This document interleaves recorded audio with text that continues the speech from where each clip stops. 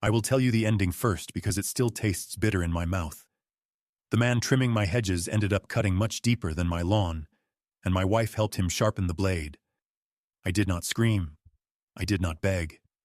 I did not lose myself. But I did lose something that day. The illusion that love automatically protects you. Now let me rewind to how it all began, because the beginning looked harmless enough. Almost peaceful. The kind of life people envy from the outside.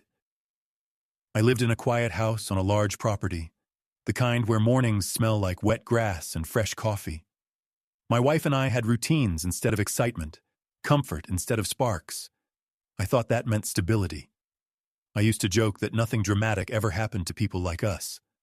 I was wrong, very wrong. It started with the gardener, a recommendation from a neighbor, young, polite, quiet. Always showed up on time. Always avoided eye contact with me, but smiled easily at my wife. I noticed it once and dismissed it.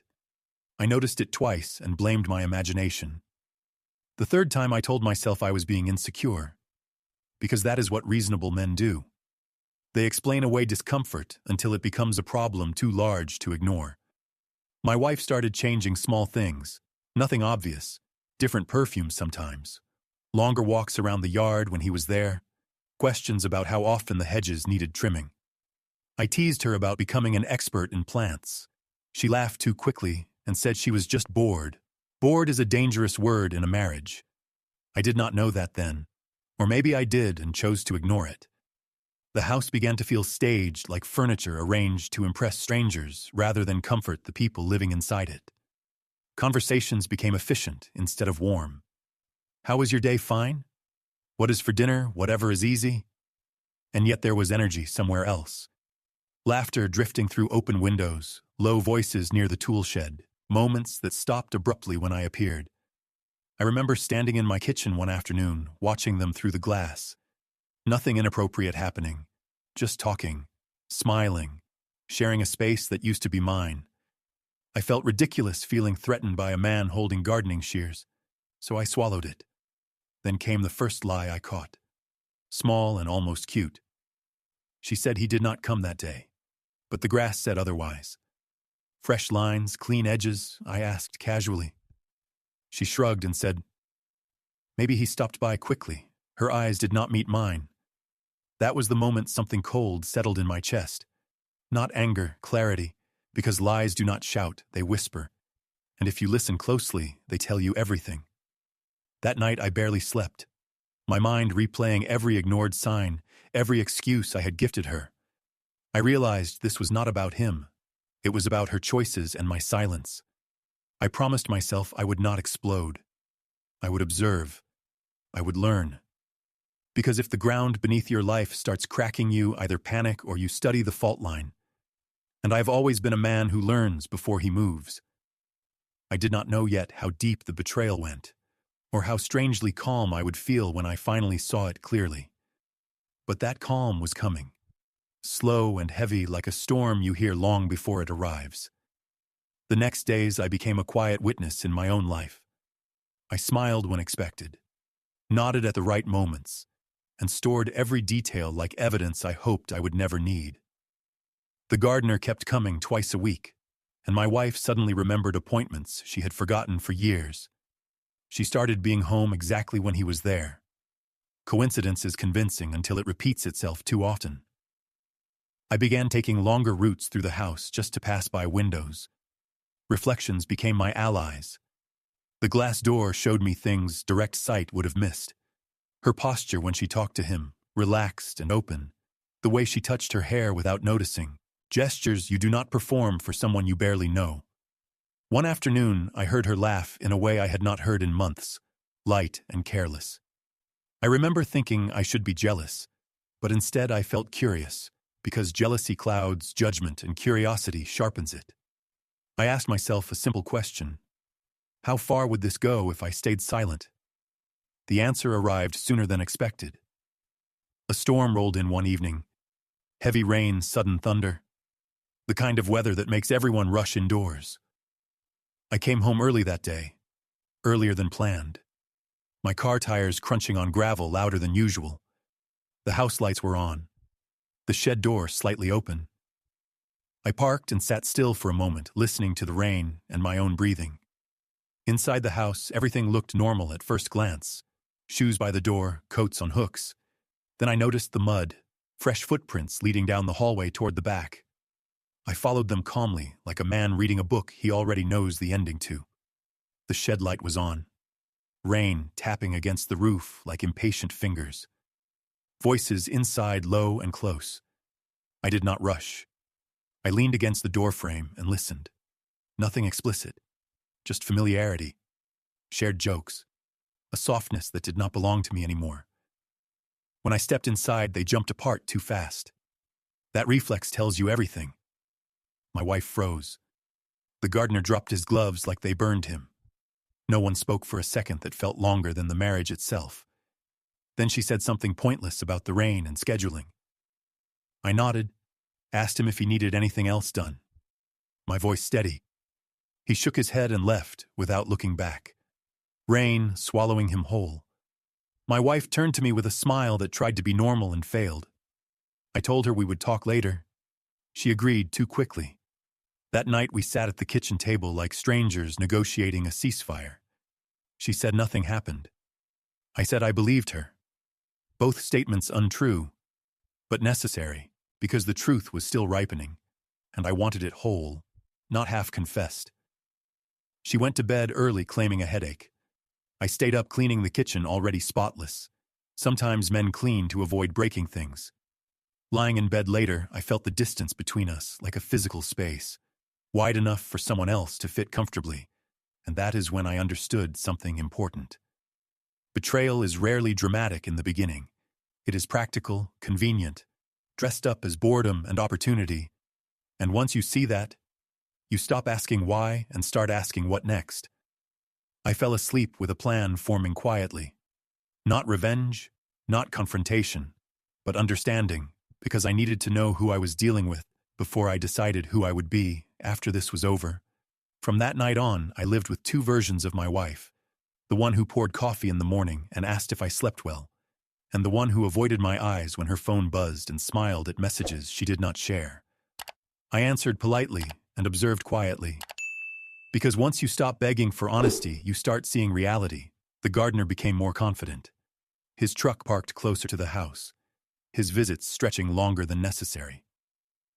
I watched him move through my property like he belonged there, and in a way he did, because my silence had given him permission.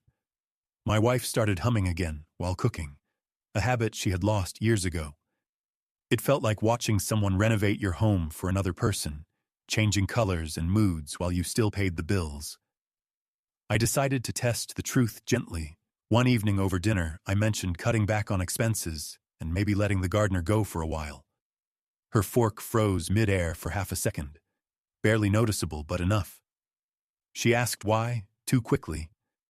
I said the yard did not need that much attention anymore. She relaxed slowly and laughed, said she liked how the place looked lately, that it felt alive. Alive. That word stayed with me. I nodded and said we would think about it. That night she reached for me in bed in a way that felt rehearsed. I let it happen without emotion, understanding that sometimes guilt wears affection like a costume. Afterward, she slept peacefully, and I stared at the ceiling realizing something else. This was not just an affair. This was a performance, and I was the audience she wanted to keep fooled. The next week, I took a day off without telling her. I left in the morning as usual and returned quietly an hour later, parking far enough that my car would not be seen. I walked the perimeter of the property like a stranger, and from a distance I saw them sitting on the back steps, no touching, no drama, just closeness, sharing a moment that used to be ours. They talked like people planning something, leaning in, smiling. I felt a strange calm then, because suspicion had turned into confirmation, and confirmation brings relief. I did not interrupt. I did not record. I did not storm in. I went back to my car and left, because seeing is not the same as acting, and I was not ready yet. That evening, my wife asked about my day. I said productive. She said good. We smiled like polite coworkers. I realized she believed she was being careful, but familiarity makes people careless. They stop hiding when they feel safe. And she felt safe because she thought I was predictable. Men who work hard and come home tired are expected to be blind. The gardener started using the side entrance more often, a shortcut that avoided the main house. She started locking the door behind me when I left for work, a habit she claimed was about safety. I almost laughed at that. Safety from whom? One afternoon she forgot her phone on the counter. It buzzed. I did not need to read much. Just a name I did not recognize, saved under a fake label. I put the phone back untouched, because I already had what I needed, certainty. That night I slept better than I had in weeks, because clarity is a strange comfort. I knew now that whatever happened next would not break me, because I had already stepped outside the lie. And once you do that, you stop reacting and start deciding. The story was moving forward whether she knew it or not. And for the first time since this began, I felt ahead of it, rather than trapped inside it. I stopped seeing myself as a betrayed husband and started seeing myself as a man collecting facts. That shift changed everything. My wife noticed something, but misread it completely. She asked if I was tired or stressed. I said work was busy. She nodded with relief, because stress is easier to manage than awareness. The gardener began to linger even when I was home. Boldness grows when secrecy feels secure. He avoided my eyes but no longer rushed away. He moved slowly like someone testing boundaries. One Saturday morning, my wife suggested we invite him for coffee to thank him for his work. The audacity of it almost impressed me. I agreed immediately.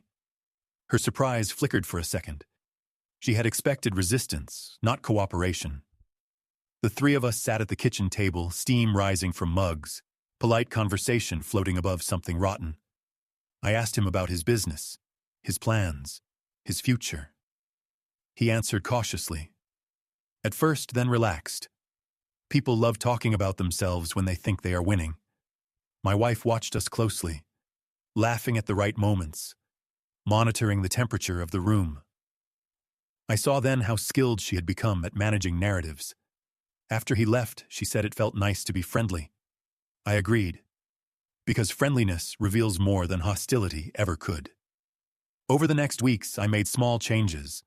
I came home earlier sometimes, later other times. Unpredictability unsettles liars. She started asking more questions, checking in more often. Affection increased. Compliments returned, all slightly out of sync, like a song played at the wrong speed. I knew she was trying to rebalance something, to keep both worlds from colliding. What she did not know was that I had already stepped out of the middle. One evening, she mentioned the gardener might stop working for us soon, said he had other opportunities. I watched her carefully. This was new. I asked why. She shrugged and said people move on. The irony almost made me smile. Later that night I heard her crying quietly in the bathroom, not sobbing, just controlled tears, grief without witnesses. I felt no urge to comfort her. Not because I was cruel, but because comfort at that point would have been dishonest. The next day I ran into the gardener unexpectedly in town. He looked startled, then nervous, then oddly confident. He said my wife had mentioned I was supportive, that I was a good man. I told him I tried to be. He hesitated like he wanted to say more, then stopped himself, fear finally catching up to fantasy. When I got home, my wife asked if I had seen him. I said yes. She went very still, then smiled and asked how he was. I said busy. She nodded. The silence between us stretched, filled with everything we were not saying. I realized then that she was preparing for an ending, just not the one she deserved, and that realization gave me peace. Because endings are powerful when you choose them, and I was getting close to choosing mine. Not out of anger, not out of pride, but out of self-respect, which is quieter and much harder to manipulate.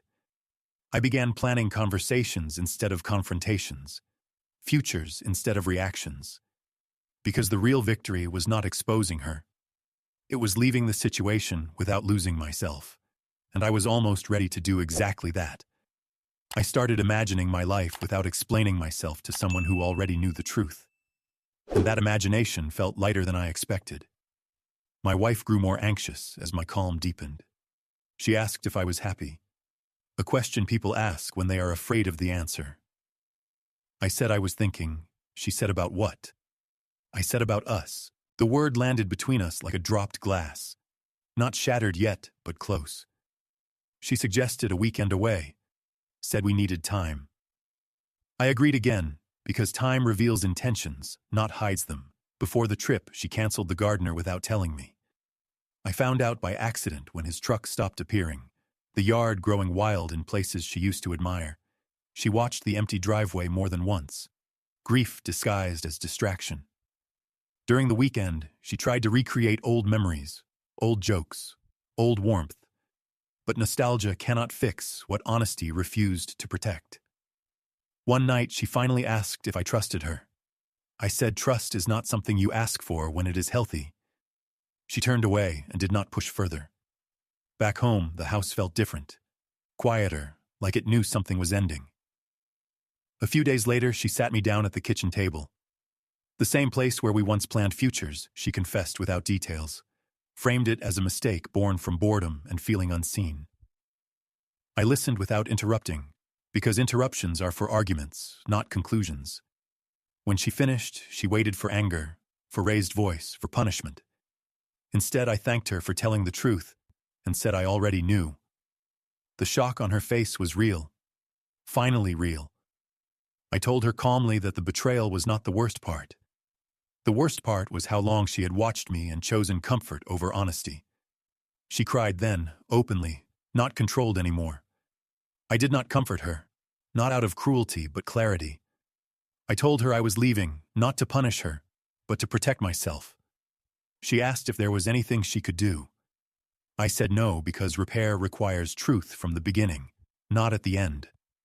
I packed slowly over the next week. No drama, no shouting, just logistics and silence. The gardener never returned. His role finished the moment the illusion collapsed. On my last night in the house, I stood in the yard and looked at the uneven grass, the trimmed and the wild side by side. And I realized something simple and freeing. Neglect does not look like disaster at first. It looks like small choices ignored. I left the next morning with my dignity intact. Not because I was strong, but because I chose to be honest with myself when it mattered most. Leaving did not feel dramatic. It felt precise, like closing a door you should have closed earlier. I moved into a small rented place across town. Nothing fancy, but it was quiet and honest. The kind of quiet that does not hide anything. The first weeks were strange, not painful the way movies promise, just unfamiliar. I woke up without negotiating the day with anyone, ate when I wanted, slept without wondering who was thinking about someone else. My wife tried to reach out at first, messages that sounded reflective and careful. I replied politely and briefly, because distance only works if you respect it. Friends asked questions in lowered voices. I gave them simple answers, no villain speeches, no humiliation. I refused to turn my life into a warning tale told for entertainment.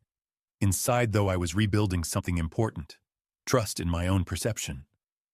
I stopped questioning whether I had imagined things. That habit disappears once reality proves you right. One afternoon, weeks later, I ran into the gardener again at a grocery store. He looked smaller somehow, like confidence had been a borrowed coat.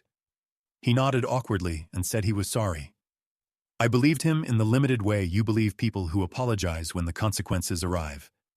I told him I hoped he learned something. He looked relieved I was not angry. Anger would have made this easier for him. Forgiveness is harder. When I got home, I realized I had not thought about my wife all day. That realization mattered more than any apology. Life settled into routines that were mine alone. Mornings with coffee and news, evenings with long walks and thoughts that no longer raced. Occasionally memories surfaced, not as wounds, but as lessons. I saw how easily comfort can become complacency, how silence can be mistaken for strength. I also saw my part clearly, not blame but responsibility.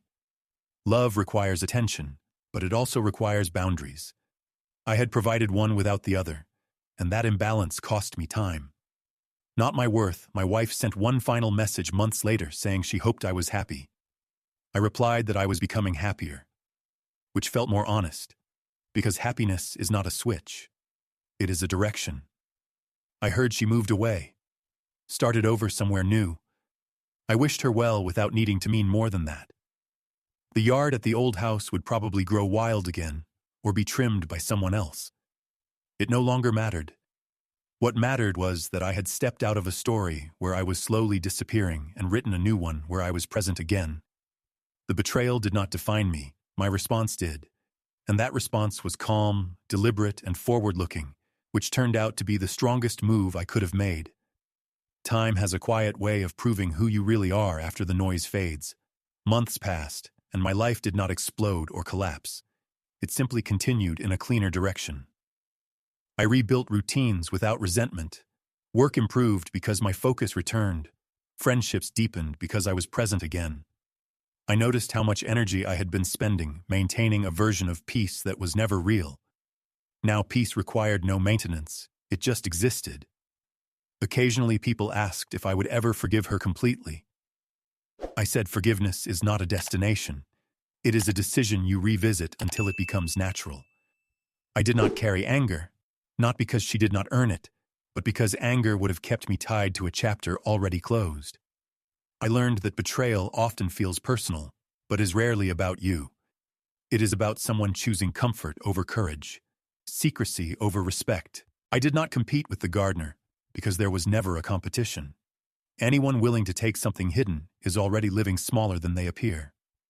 The real lesson came when I realized I never needed revenge or validation. I needed alignment, my values and my actions finally matched.